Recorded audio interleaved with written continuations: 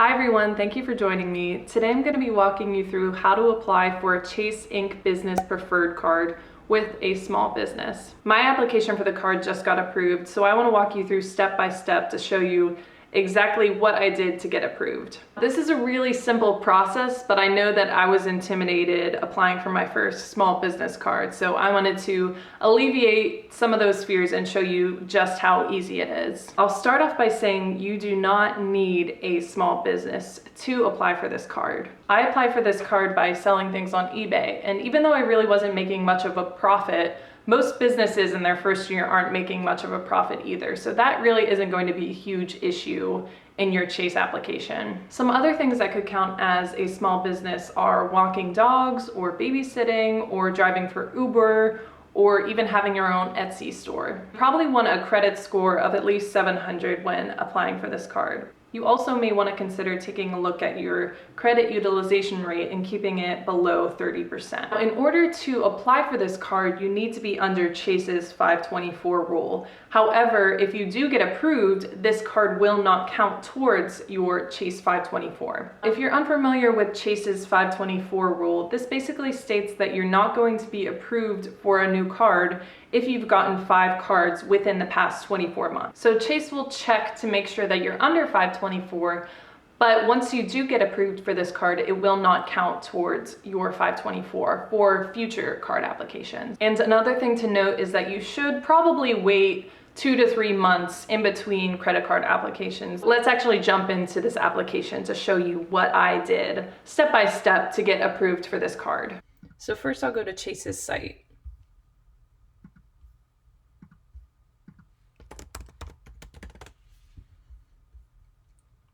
Open an account and select credit cards.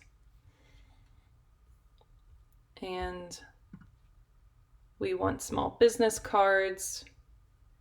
And here we go, Chase Inc. Business Preferred Credit Card.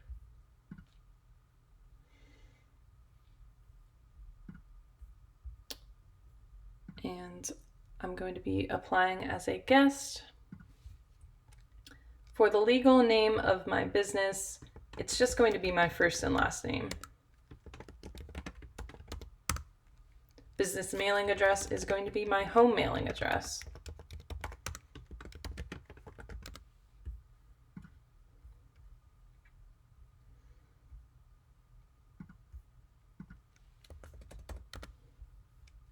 Type of business, I'm applying as a sole proprietor. And the business phone is just my home phone or cell phone. Tax identification number is going to be my social security number.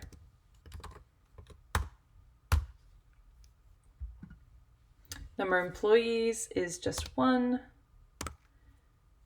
Annual business revenue / sales is going to be how much you've made so far with your business, or so far within the year that you've been doing it. So whenever I applied, I had only made about $200 from selling things on eBay, and that's the number I used to apply.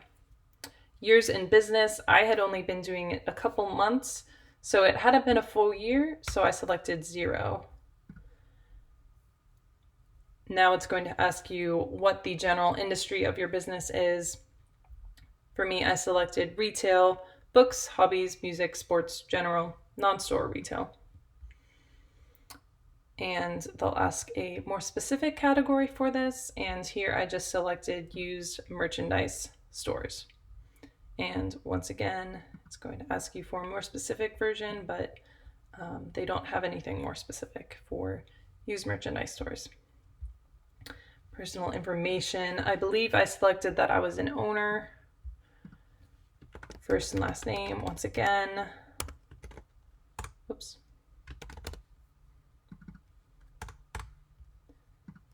Selecting my home address is the same as my business address. Date of birth. And once again, your phone number.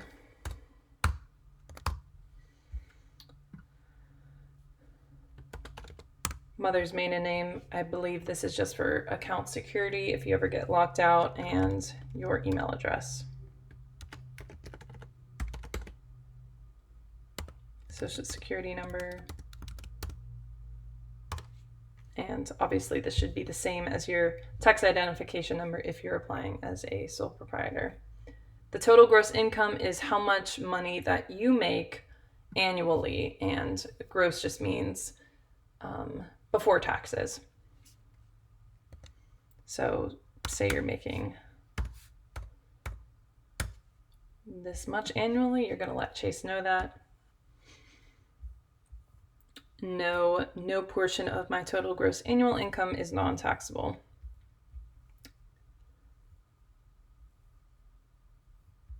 And agree to the certification pricing and terms and submit your application, and it's really that simple. After you submit your application, you may get approved right away, which is great. But in most cases, they're probably going to take 7 to 10 business days. Chase does have a hotline that you can call to check the status of your application, but I found that you need to be checking the mail also. Whenever I applied for the Chase Sapphire Reserve card, I was calling the hotline almost every day, but I didn't realize that Chase had sent me mail saying that they wanted me to call them in order for my application to get approved. So I had been delaying the application process for a while because I just didn't check my mailbox. And if you don't get approved on the first try, you can always call Chase and ask them to reconsider. Another thing you can try is applying to cards with lower stipulations like the Chase Freedom or Chase Freedom Unlimited. Thank you so much for watching, and I hope you found this tutorial useful. Bye.